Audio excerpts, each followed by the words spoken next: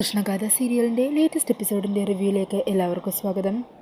നവീനാണെങ്കിൽ കൃഷ്ണയും കൂട്ടി ഒത്തിരി സന്തോഷത്തോടെ പല സ്ഥലങ്ങളിലും പോകുവാണ്. നവീനും കൃഷ്ണയും പരസ്പരം മനസ്സ് തുറന്ന് സംസാരിക്കുകയും അവർ ഇഷ്ടം തുറന്നു പറയുകയൊക്കെ ചെയ്യുന്നുണ്ട്. അങ്ങനെ അതിനൊക്കെ ശേഷം കൃഷ്ണയും കൂട്ടി നവീൻ തിരികെ കളരിക്കിലേക്ക് പോകാൻ തുടങ്ങുവാണ്. അന്നേരം കൃഷ്ണയാണെങ്കിൽ വല്ലാത്ത ടെൻഷനാകുവാണ്. ഈ സമയം ഗാഥ അവിടെ ഉണ്ടാകുമല്ലോ, ഞങ്ങൾ രണ്ടാളും ഒരുമിച്ച് കണ്ട അതോടെ എല്ലാം തീരും, ഇത്ര നാൾ കഷ്ടപ്പെട്ടതെല്ലാം വെറുതെ ആകും എന്ന് പറഞ്ഞ് ടെൻഷനോടുകൂടി ഇരിക്കുവാണ് കൃഷ്ണ പലതവണ ഗാഥയെ ഫോണിൽ വിളിക്കാൻ ശ്രമിച്ചെങ്കിലും കൃഷ്ണയുടെ കോൾ കണ്ട് ഗാഥയാണെങ്കിൽ ദേഷ്യത്തോടെ കോൾ കട്ട് ചെയ്യുകയാണ് ചെയ്യുന്നത്. മാത്രമല്ല ഇതേ സമയോടെ കളരിക്കൽ ഗാഥ നവീൻ നേരത്തെ വരുമ്പോൾ നവീൻ്റെ ഒപ്പം ഔട്ടിങ്ങിന് പോകാനായിട്ട് നവീൻ പറഞ്ഞതുപോലെ സിമ്പിൾ ഡ്രസ്സൊക്കെ ഇട്ട് റെഡിയായി നിൽക്കുവാണ്. അങ്ങനെ ഗാഥ പുറത്തു പോകാൻ തയ്യാറായി നിൽക്കുന്നത് കാണുമ്പോൾ നിർമ്മലയും കീർത്തിയൊക്കെ ഗാഥയെ കളിയാക്കിക്കൊണ്ടും പേടിപ്പിക്കാനും ഓരോ കാര്യങ്ങളൊക്കെ പറയുന്നുണ്ട് കേട്ടോ.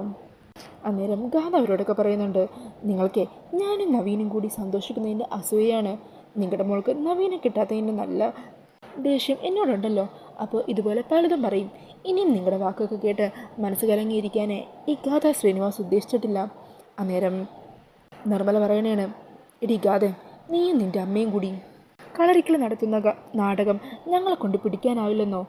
നീ എന്താ വിചാരിച്ചത്? ഒരു ദിവസം ഞങ്ങളത് തെളിവ് സഹിതം പിടിക്കുകയും ചെയ്യും, നിന്നെ നവീനെ കൊണ്ട് തന്നെ ഇവിടെ നിന്ന് കഴുത്തിന് പിടിച്ച് വെളിയിലാക്കുകയും ചെയ്യും. അന്ന് നീ ഞങ്ങളുടെ മുമ്പിൽ നിന്ന് ഇതുപോലെ പ്രസംഗിക്കണം. അന്നേരം അവരുടെ സംസാരമൊക്കെ കേട്ട് പുച്ഛത്തോടെ നിൽക്കുവാണ് കേട്ടോ ഗാഥ. പിന്നീട് കാണിക്കുന്നത് നവീൻ്റെ ഒപ്പം കളരിക്കലെ തിരിച്ചെത്തുന്ന കൃഷ്ണനെയാണ്. കൃഷ്ണയാണെങ്കിൽ കാറിൽ നിന്ന് ഇറങ്ങാൻ പേടിച്ച് മടിച്ചു നിൽക്കുവാണ് കേട്ടോ. ഈ സമയം നവീൻ കൃഷ്ണയെ കാറിൽ നിന്ന് പിടിച്ചെടുക്കണേ, എന്താടോ ഗാഥ, എന്താ പറ്റിയത് തനിക്ക്? ഇത്ര നേരം ഒരു കുഴപ്പമില്ലായിരുന്നല്ലോ, എന്നാൽ വീട്ടിലേക്ക് തിരിച്ചപ്പോൾ തൊട്ട് തന്നെ ആകെ അങ്ങ് ഡിസ്റ്റർബ് ആയതുപോലെ. എന്തു പറ്റി?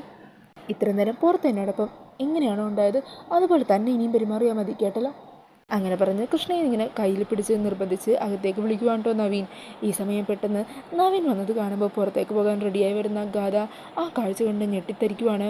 നവീൻ്റെ കൂടെ കൃഷ്ണയെ കാണുന്നതും എന്ത് ചെയ്യണം, എന്താ ചെയ്യേണ്ടത്, എങ്ങോട്ടാ പോകേണ്ടതെന്നറിയാതെ ടെൻഷനിൽ പതറി നിൽക്കുവാണ് കേട്ടോ ഗാഥ. എന്നിട്ട് വേഗം തന്നെ മറ്റാരുടെയും കണ്ണിപ്പെടാതെ ഗാഥ അവിടെ സ്റ്റെപ്പിൻ്റെ അടിയിൽ പോയി മറഞ്ഞു നിൽക്കുവാണ്. ഈ സമയം നവീൻ കൃഷ്ണയുമായിട്ട് അകത്തേക്ക് കയറി വരുവാണ്. അന്നേരം ഈ കാഴ്ച കണ്ട് മുത്തശ്ശിയും നിർമ്മലയും കീർത്തിയും എല്ലാവരും അങ്ങ് അമ്പരന്ന് പോകുവാണ്. നിർമ്മല ചോദിക്കണേ, അല്ല ഇതേതാണ്? അമ്മായി ഇതെന്തൊക്കെയാണ് ചോദിക്കുന്നത്? ഗാഥയെ കണ്ടിട്ട് മനസ്സിലായില്ലേ? അല്ല ഇത്ര നേരം ഇവിടെ ഒരുങ്ങി നിന്ന ഗാഥയോ? നിനക്കിപ്പോൾ ഇവിടെ നിന്ന് ഇവളെ കിട്ടി? ഈ ഡ്രസ്സ് ഏതാണ്? ഇവൾ വേറൊരു ഡ്രസ്സാണല്ലോ ഇട്ടത്. അന്നേരം ഇതെല്ലാം കേട്ടാണെങ്കിൽ കൃഷ്ണയാണെങ്കിൽ ആകെ ഞെട്ടി നിൽക്കുവാണ്. ഈ സമയം നവീൻ ചോദിക്കണേ, അമ്മ എന്തൊക്കെയാണ് പറയുന്നത്? മുത്തശ്ശി ഇന്ന് എന്നോട് നേരത്തെ വരാൻ പറഞ്ഞിട്ടേ ഈ ഗാഥ കാണിച്ച എന്താണെന്നറിയോ? എനിക്ക് സർപ്രൈസ് ചെയ്യാനായിട്ട് ഇയാൾ എൻ്റെ അരികിലേക്ക് വന്നിരിക്കുന്നു.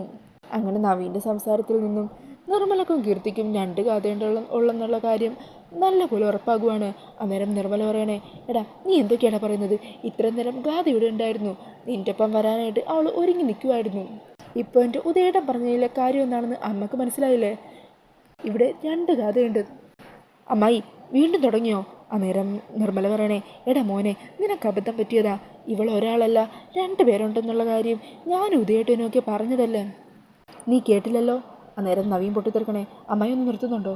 ഇന്ന് ഞാൻ ഒത്തിരി സന്തോഷത്തിലാണ്, വെറുതെ എൻ്റെ ഗാഥയുടെ മൂഡ് നശിപ്പിക്കാനായിട്ട് അമ്മായി ഇനി ഓരോന്ന് പറയണ്ട. ഗാഥ താനിങ്ങി വന്നേ എന്നും പറഞ്ഞ് കൃഷ്ണയും കൂട്ടി മുകളിലേക്ക് പോകുവാണ് കേട്ടോ നവീൻ. ഈ സമയം ഗാഥയാണെങ്കിൽ അവിടെ ഒളിച്ചിരിക്കുവാണ്. അന്നേരം നിർമ്മല പറയുന്നുണ്ട്, എടി മോളെ, അവൾ ഇവിടെ എവിടെയോ ഒളിച്ചിരിക്കുന്നുണ്ട്.